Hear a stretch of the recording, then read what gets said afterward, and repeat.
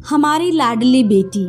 पारिवारिक कहानी। शाम को आते हुए राशन लेते आना, और हाँ, मुन्ना के स्कूल में फीस भरनी है, उसके लिए पैसे देते जाओ। बीवी की इस मांग पर जेबें उल्टी करके दिखाने के सिवा बड़े भाई के पास कोई दूसरा उत्तर नहीं था। माथे पर चिंता की सिकनों के साथ सवेरे तो बड़ा भाई अपने काम पर निकल गया, लेकिन उस समय उसने पूरे परिवार के सामने इस आर्थिक संकट को दूर करने के लिए एक प्रस्ताव रखा। क्यों न हम उस प्लाट को बेच दे जिसे बाबूजी ने लक्ष्मी को शादी में देने के लिए खरीदा था। बेटी को दी हुई चीजें वापस नहीं मांगते, पाप लगता है। लक्ष्मी का जन्म होते ही घर खुशियों से भर गया था। तभी तुम्हारे बाबूजी ने ये तय कर लिया था कि ये प्लाट लक्ष्मी का है, जो उसे उसकी शादी में दे दिया जाएगा। माँ ने अपना विरोध जताते हुए कहा, कौन सी बेटी? वो बेटी जो प्रेम विवाह कर घर की इज्जत को खाक में मिला गई और पिताजी की अंतिम यात्रा में भी न शामिल हुई। बड़े ने टॉन्ट मारते हुए कहा, मेरा मुंह मत खुलवा यहाँ। कौन नहीं जानता कि लक्ष्मी को उस दिन गली के नाके से ही लौटा दिया गया था और उससे अपने पिता से आखिरी बार मिलने का हक भी छीन लिया गया था। माँ ने बेटी का पक्ष लेते हुए कहा। माँ के इस वार से दोनों बेटे चुप हो गए। न बड़ा बेटा कुछ बोल पाया, न छोटे बेटे के मुंह से कोई शब्द फूटा। थोड़ी देर की शांति के बाद छोटा भाई बोला, प्लाट तो बेच देंगे, पर क्या लक्ष्मी कागजात पर दस्तखत करेगी? मुझे नहीं लगता वो हमारा भला सोच भी सकती है। आखिर है तो औरत जात, पुरुषों की परिस्थिति कैसे समझ पाएगी? काफी वाद विवाद और सोच विचार के बाद सब इस बात पर सहमत हुए और पड़ोस के मोहल्ले की लक्ष्मी की दोस्त को बोलकर लक्ष्मी को घर आने का न्योता दे दिया गया।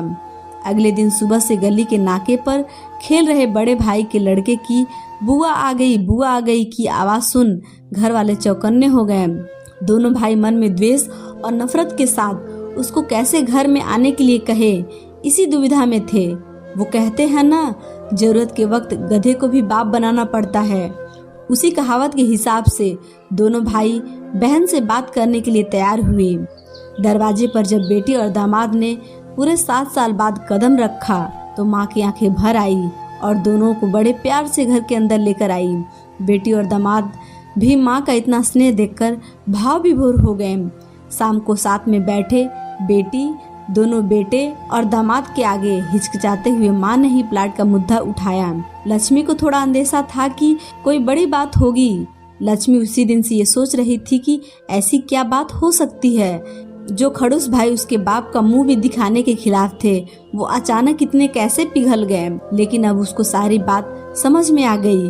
लक्ष्मी ने तिरछे नजर से पति की तरफ देखा तो वो बोल पड़ा, देखिए माँ जी, शादी से पहले जो कुछ आपका था वो आपका ही रहेगा। ना उस पर मेरा या लक्ष्मी का कोई हक था, ना है और ना भविष्य में हम मांगेंगे। इसलिए आप निश्चिंत होकर उस प्लाट के साथ जो करना है कीजिए। आप जहाँ कहेंगे हम वहाँ साइन कर देंगे।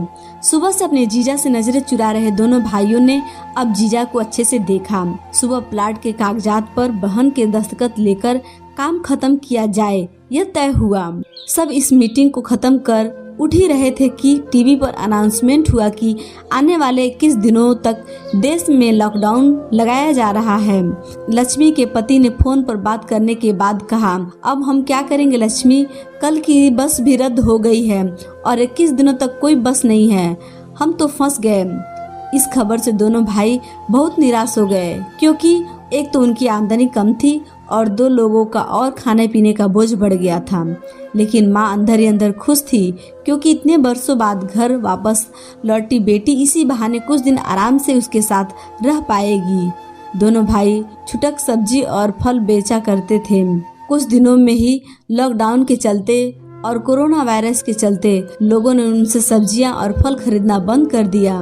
पहले से खराब उनकी आर्थिक स्थिति और ज्यादा खराब होने लगी और वह मन ही मन लक्ष्मी के कदमों को अशुभ मानने लगे। बहन और जीजा जी से उसकी यह हालत छुपी नहीं थी। लक्ष्मी के कहने पर उसके पति ने दोनों भाइयों की सब्जी और फल की रेडियो पर लोहे की रॉड और जालियां फिट कर दी। बाजार जाकर दोनों के लिए कैप, हाथों के दस्ताने और थोक के भाव से सब्जी और फल खरीद लाए। दोनों की रेडियां अच्छे से तैयार कर फल और सब्जियां ढक कर दोनों भाइयों को टोपी और दस्ताने देकर जीजाजी ने उनसे कहा, एक बार इस तरह से धंधा करके देखो, शायद आपका मुनाफा बढ़ जाए। थोड़ी आनाकानी करने के बाद दोनों भाइयों ने जीजाजी के समझाए अनुसार धंधा शुरू किया। 2-3 दिनों बाद ही कोरोना से घबराए लोग अब ढकी हुई फल और सब्जियां और दस्ताने और सेफ्टी का ध्यान रखते हुए बेचने वालों से ही फल और सब्जियां खरीदने लगे। इस तरह समझदार दामाद की वजह से धीरे धीरे दोनों भाइयों का धंधा अच्छा चलने लगा और उनके घर का गल्ला जो पहले खाली रहा करता था अब धीरे धीरे भरने लगा। माँ जैसे अपने मरे हुए पति से मन ही मन संवाद साधने लगी। देखो जी, आपकी लक्ष्मी सच में लक्ष्मी है। उसके पांव घर में पड़ते ही घर खुशियों से भर रहा है। दोनों भाइयों की आंखों में पहले जो गुस्सा था उसकी जगह अब शर्म ने ले ली थी। वह मन ही मन सोच रहे थे, क्या गलत किया था बहन ने जो हमने उसके साथ इतना बुरा सलूक किया। शादी ही तो की थी और शादी करने से पहले हमें बताया भी तो था।